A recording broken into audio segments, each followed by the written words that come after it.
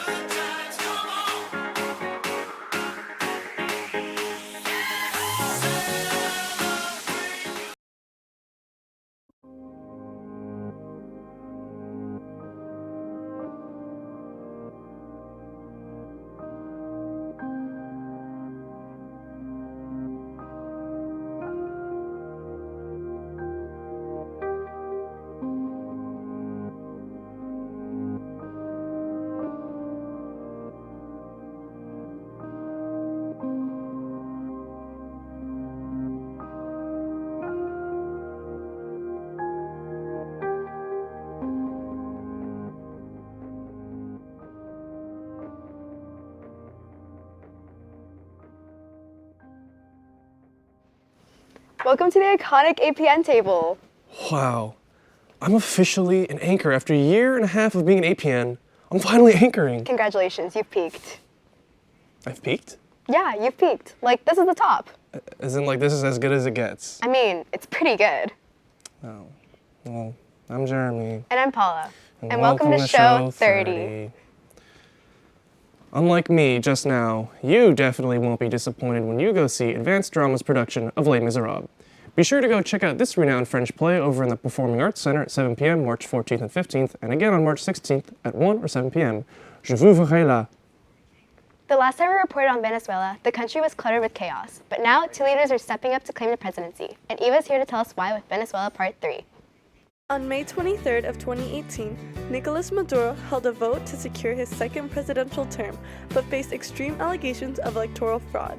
As a result, the people of Venezuela rioted yet again, and the head of Venezuela's National Assembly, 35-year-old Juan Guaido, declared himself as the interim president. On the same day, Wednesday, January 23rd, the United States and Canada, as well as several surrounding Latin American countries, recognizes him as the official president of Venezuela. Maduro claims he is the rightful president, and Guaido claims he is the acting president. And countries have all aligned themselves with Guaido because he is not nearly the socialist that Nicolas Maduro is. In retaliation, Maduro, who still has charge of the country's military, the National Guard, suppressed Guaido's supporters and campaigns. He even issued all American diplomats a 72-hour window to leave Venezuela. There is one key ingredient to all this, and that is the fact that Nicolas Maduro controls the Venezuelan military.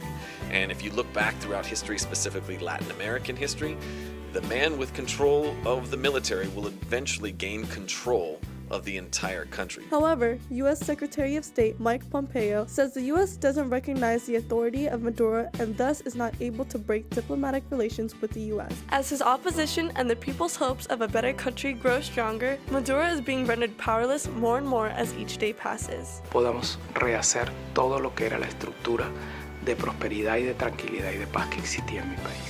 Although the rest of the world may be on his side, Juan Guaido, his supporters, and the people of Venezuela still await a long struggle before they can truly call their country home again. How's the weather up there, Jeremy?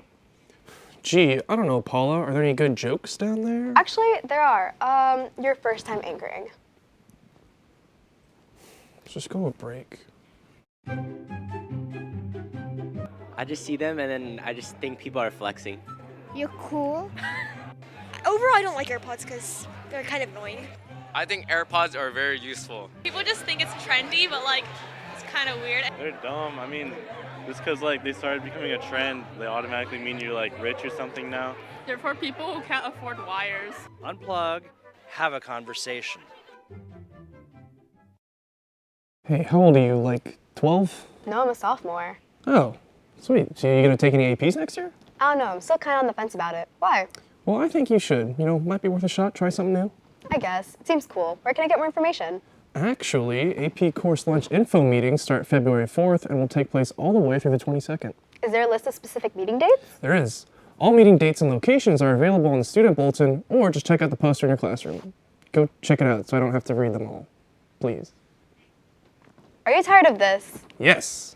Well, too bad, because you're about to get 22 more minutes of me. But more importantly, me! But nobody cares about that. So you should care about the first ever Apache News podcast, Waveform, because I'm the first ever co-host. And I'm the other one. So be sure to click the link in the description or go to our YouTube page right after the show to get some behind-the-scenes insight with me. And me. And our special guest, Jesse Hendra, on how APN made the jump to live.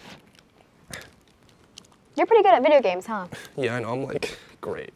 Mind if I try it? Yeah, sure. Ooh, hate to break it to you, Paula, but you're not exactly esports material. But the doc team might know a couple people who are. So while she's busy with that, let's all enjoy episode 2 of the esports documentary. From Pong to Pac-Man to Space Invaders, arcade games took the world by storm. Although these games were originally made for entertainment, high scores and a place at the top paved the way for competition. New technology served as a catalyst for the evolving game industry, leading up to competitive gaming. Competitive gaming first started off as a way for players to prove their skills to the world. By entering local tournaments, players could have the opportunity to compete head-to-head in front of an audience. The first recorded esports tournament took place in 1972 at the Intergalactic Space War Olympics. Around 20 students competed against each other, hoping to win a discounted subscription of the Rolling Stones magazine, who sponsored the event. The Space War Olympics was a first step towards transforming competitive gaming as we know it today.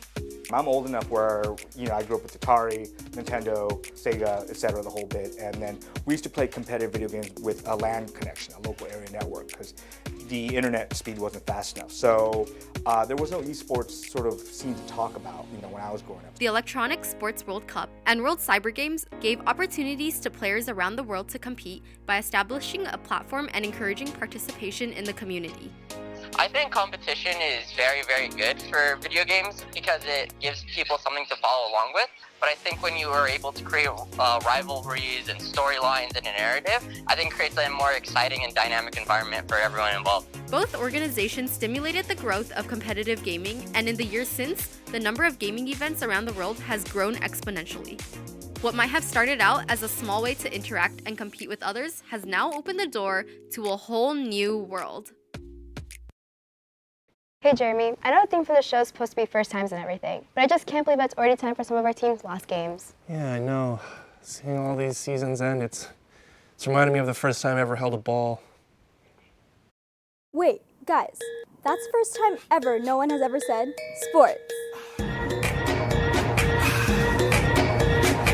But anyways, while Jeremy was thinking about his first time holding balls, I'm thinking about last Friday when Glendale traveled to our court to face our boys in an intense game. Our Apache started the game off by delivering tremendous amounts of energy and persistence towards their competition. But in the beginning of the first quarter, our boys led and proved that they had their heads in the game, but throughout the rest of the second quarter, our Apache's concrete passes and effortless pivots couldn't compete with Glendale's shooting accuracy, resulting in a score of 45-68. Great job, Apaches. Although you boys don't always get the win you deserve, you always shoot your best shot, and that's what's important. Don't forget to tune into APN's live stream tomorrow to support the boys basketball team during their senior night. This has been Sabrina. Now let's hand off the ball to Joey with boys soccer. On Friday, boys soccer was deadlocked in a fiery power struggle with Glendale, and I've got all the cool exaggerations and buzzwords to prove it. Throughout the course of events in Friday's game, it had seemed that Arcadia had met their match. As players from each team predicted each other's moves very well, it had occurred that Glendale came to memorize Arcadia's tactics. Interestingly, as time passed, Arcadia memorized theirs too. At this point, it seemed like the game would end in a stalemate, but as the two progressed, our team managed to get 2 shots in before the end, landing us at our bare conclusion of 2-0. I think the main reason we do well sometimes on these games is that we go to Mongolian barbecue and we all get a big plate and we all eat it together as a family. I think compared to our last game, we've made a really big improvement on connecting balls on the ground. I think we did really well as communicating with the way we sent our balls. Yeah. Big kudos to the folks on our team for winning the battle of body and mind between their worthy adversaries. I'm Joey Castro, and I clearly wasn't meant for television. Paula, I'm okay with this being my peak. Really? No, I'm glad you decided to make this year 30 for 30. 30 for 30? Yeah, couldn't you tell? It showed 30 on January 30th. You're right. You know what? I'm so glad I tried something new today. I'm glad you tried something new today too. And you, Patchy, should try something new today too. Commenting your guest star outro song down below. Or just go watch the pilot for our first ever podcast, Waveform. Either way, check it out with the link that's actually down below. For real this time. But do you know what else is down below? Social media. You're right. Social media is listed right here. Go check it out and follow us everywhere. So for the first time ever, this has been Jeremy. And this has been Paula. Go try something new today, Patchies.